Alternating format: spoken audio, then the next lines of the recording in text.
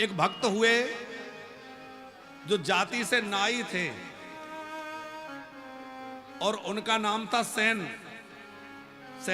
जी लोग उनको कहते थे। कपिल जी वो खूब साधु सेवा करते थे, संत सेवा के बड़े अनुरागी थे। उनका काम था कि राजा के यहां जाना, राजा के दाढ़ी बाल काटना, राजा की मालिश करना, राजा को सजा धजा के तैयार करना, ये उनका काम था। और लेकिन बड़े भगवत प्रेमी, बड़े भगवत भक्त थे, खूब भगवान की भजन में लगे रहते, राम जी की उपासना करते थे, संत सेवा करते थे, संतों को खूब उनके यहां भोजन मिलता, खूब सेवा मिलती। अब एक दिन ऐसा हुआ कि ये राजा की सेवा के लिए सवेरे सवेरे निकल रहे थे और उसी समय कुछ संतों की टोली इनके घर की ओर आती दिखी। अब इन्होंने सोचा इतने संत पधार रहे हैं तो इन संतों की सेवा किए बगैर कैसे जाऊं, तो सोचा कि चलो थोड़ी देर संतों की सेवा कर दूं, इनको विश्राम करा दूं, ठहरा दूं और इनका जलपान आदि का व्यवस्था कर दूं, उसके बाद जाऊंगा। तो उन संतों के आसन लगाने में, उनको स्नान का प्रबंध करने में, उनके भोजन की सामग्री जुटाने में ऐसे लग गए कि पता ही नहीं चला कितना समय बीत गया। और वो संत बड़े भगवत प्रेमी थे, भगवत चर्चा करने लगे। सेन जी भी भगवान की चर्चा में मुग्ध हो गए। उस समय का ध्यान ही नहीं रहा कि कितना समय हो गया। अब उधर राजा यदि समय पे उसका श्रृंगार ना हो तो वो अपनी सभा में कैसे जाए, अपना राजकाज कैसे करे। यदि सेन जी समय में नहीं आए तो राजा नाराज हो जाएगा और क्रोधित होकर के सेन जी को दंड दे देगा। कोई भी दंड दिया जा सकता है राजा के द्वारा। भगवान ने सोचा ये मेरा शरणागत है, ये मेरा भक्त है, मेरे संतों की सेवा में लगा है, और यदि राजा का दंड इसको मिला तो ये अच्छा नहीं होगा। तो भगवान ने क्या किया, भगवान खुद ही नाई का रूप बना करके, उन्हीं सेन जी जैसा भेष बना करके, वैसे ही हाथ में पेटी लेकर के, वैसे ही सर पे कपड़ा बांध करके, और जैसे सेन जी जाते थे उसी रूप में पहुंच गए।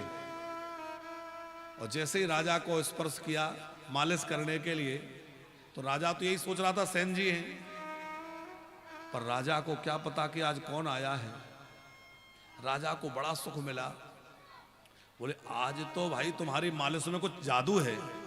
आज कौन सा तेल लगा रहे हो जिसको लगाते ही एकदम शरीर की पूरी थकान सब हट गई और एकदम स्फूर्ति आ गई, क्योंकि वो तो साक्षात भगवान थे।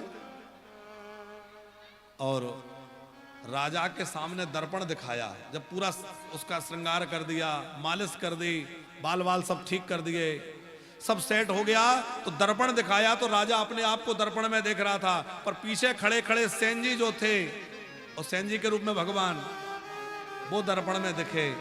तो दर्पण में सेन जी नहीं दिखे, बल्कि दर्पण में राम जी दिखे। राजा ने कहा अरे तो राम जी है। लौट के देखा तो सेन जी खड़े, दर्पण में देखा तो राम जी। उसको लगा मेरा कुछ भ्रम है। अब भगवान तो करके सेवा चले गए। अब वो सेन जी बहुत डर रहे थे कि अरे मैं तो आज बहुत लेट हो गया, राजा बहुत नाराज होंगे कि इतनी देर से आ रहे हो, उनके सभा में जाने का समय हो गया था और मैं तो पहुंचा नहीं। बहुत डरे हुए थे सेन जी, पता नहीं राजा कौन सा दंड देगा, कहीं मृत्यु दंड ना दे दे। पर सोच रहे थे जैसी रघुनाथ जी की इच्छा, अब जो होगा सो ठीक है, ऐसा सोचते हुए आ रहे थे।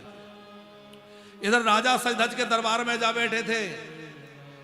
राजा को पता लगा सेन जी आए हैं, बहुत डरे हुए हैं। राजा ने पूछा क्या बात है।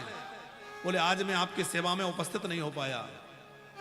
राजा ने कहा उपस्थित नहीं हो पाए, अरे तुम तो समय से आ गए थे, तुमने मेरी मालिश भी करी, तेल लगाया, बाल वाल ठीक करे, मुझे श्रृंगार कराया। सेन जी ने कहा मैंने तो ऐसा कुछ किया नहीं, मैं तो आया नहीं। राजा बोला इतने लोग झूठ बोल रहे हैं, इनसे किसी से भी पूछ लो तुम आए थे। राजा समझ गए और सेन जी भी समझ गए कि वो कोई और नहीं था। सेन जी समझ गए कि मैं नहीं आ सका तो मेरे जगह पर मेरे राम जी मेरा रूप बनाकर आए थे और मेरे राम जी ने आकर के सब सेवा करी है। सेन जी इतने भावुक हो गए हृदय से, विगलित हो गए, आंखों से आंसू की धारा बहने लगी। मेरे कारण मेरे प्रभु को एक राजा की सेवा करनी पड़ी।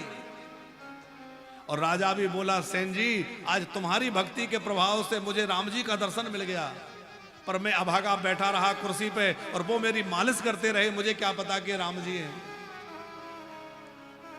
पर धन्य है सेन जी, आपके मैं चरणों में प्रणाम करता हूं, जो आपके कारण मुझे राम जी के दर्शन हो गए। ये प्रसंग हम इसलिए सुना रहे हैं कि भक्त की श्रद्धा पक्की हो और भक्त भगवान के चरणों में समर्पित हो तो भक्त की रक्षा करने के लिए भगवान स्वयं आ जाते हैं और भगवान आकर के उसकी लाज रखते हैं। वर्तमान काल की कितनी ऐसी घटनाएं हैं कि कोई व्यक्ति सेवा में पूजा में लग गया और वो समय पे ड्यूटी नहीं पहुंच पाया तो उसके समय जगह पर भगवान ने जाके ड्यूटी निभाई। कितने ही ऐसे प्रसंग कलयुग के हैं। ये सेन जी का प्रसंग भी कलयुग का है, पर ये 400-500 वर्ष पुराना है और अभी वर्तमान काल में भी ऐसी तमाम घटनाएं घटी हैं।